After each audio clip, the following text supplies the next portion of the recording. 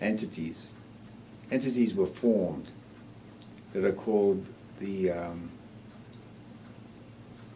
secret brotherhoods. And there's a lot to this, a lot of history to all this. And I can't go over it all, but I want to distill it down to what is essential to know for every human being to know about these secret brotherhoods. And I'll give you sources where you can go and find out for yourself and read the material.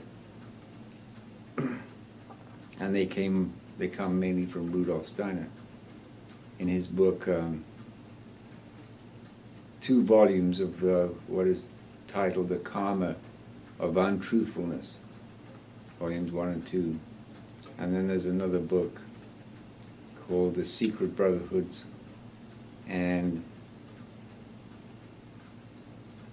The Mystery of the Human Double. That's the title of the other book. At any rate, what transpired over the course of time, beginning, I believe that these brotherhoods had their inception around about the 16th century, 1500s, around there. And they set about with a very long-term plan, with a specific objective.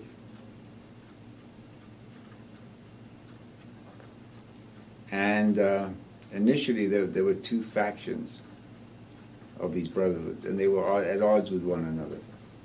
One faction was more, shall we say, embedded in the Jesuit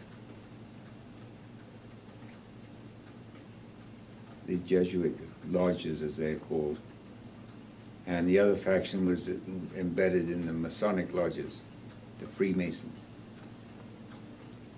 And at any rate, they were at odds. They were kind of, like all people who want to have power and control. They always want it for themselves and nobody else. It's strange, but that's what happens.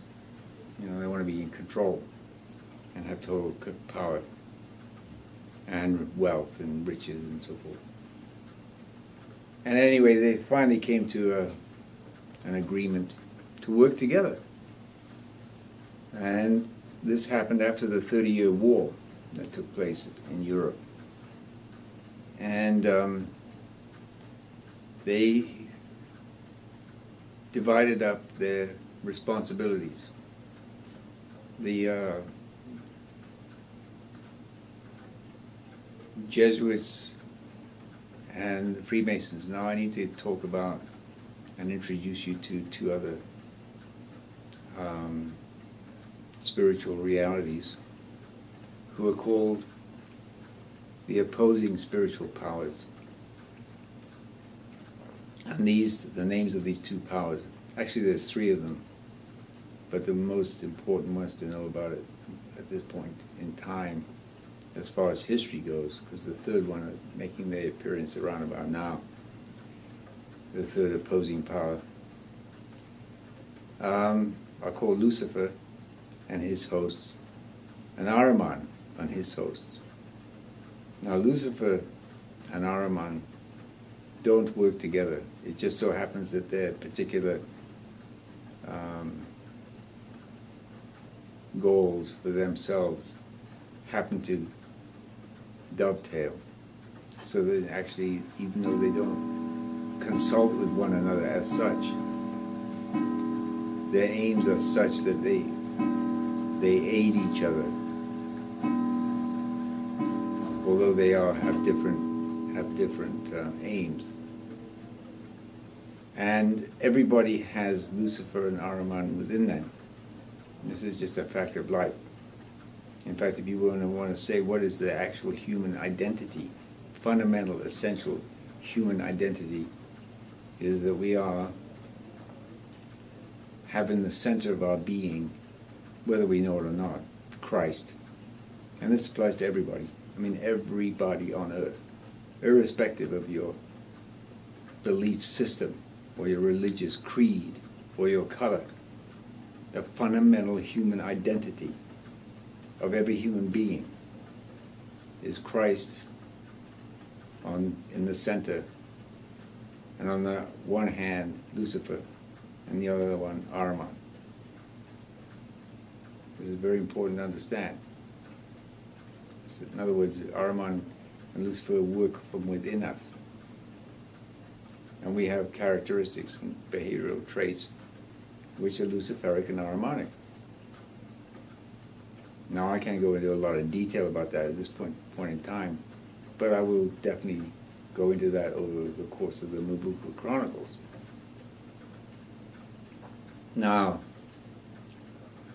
as far as these brotherhoods go, the Jesuit one is more Luciferic.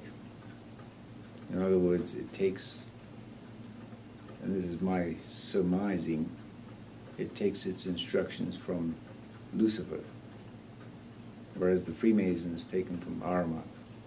Now, in terms of dividing up their responsibilities, which would then further both their aims together, these brotherhoods, the Jesuit, the Luciferic ones, were going to take over and control culture, meaning education, mass media, and the spiritual life, spiritual religious life. They were going to, their aim is to control that. So they will determine for us what our spiritual life is, what our education is, and what we're supposed to think. And of course that's pretty evident. I mean, you can see that everywhere, especially in the education, because the education has been taken over by the government, and the textbooks that we get from the government are all distorted and slanted to bring about what they want to bring about. And in terms of education, what they want to bring about is the fallacy, the error, that the human being is nothing but a physical-chemical complex.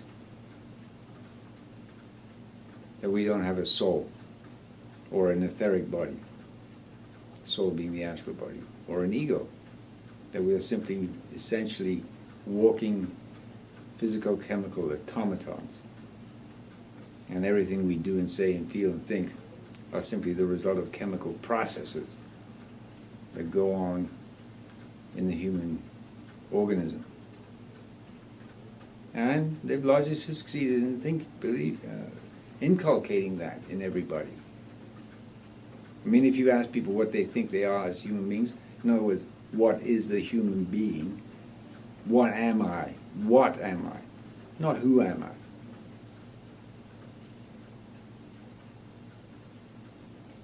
Probably most people don't even ask themselves that question. But the evidence of what they actually think about themselves as a human being is how they behave. And the most telling behavioral trait that indicates that everybody thinks that they are physical-chemical machines is modern medicine. Meaning people take pills, vitamins, supplements, herbal supplements. Everything's going to be in a pill that's going to take care of business, take care of their ailments, whatever ails them. There's always an answer in a pill. And this is very, rampant. The last statistics I saw was that 75% of the American adult population takes at least one medication every day. 25% take at least 5 medications every day.